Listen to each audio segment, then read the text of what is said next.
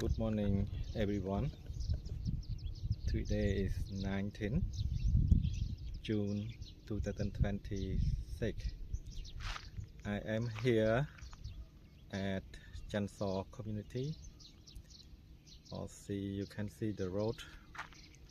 This place where that we have been provided ox cart and also the tractor tour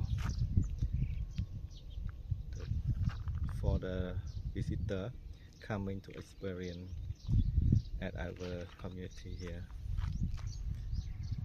On the back is the rice paddy, rice field, just planting because the rain is just coming.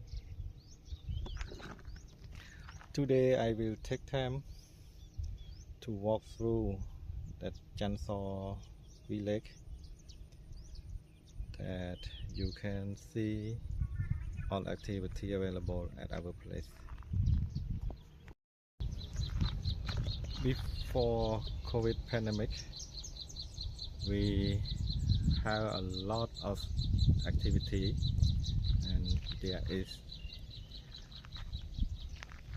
several guests coming to visit our place 3 or 4 per week. But sunlight COVID is finished, and from 2024 we've been quiet.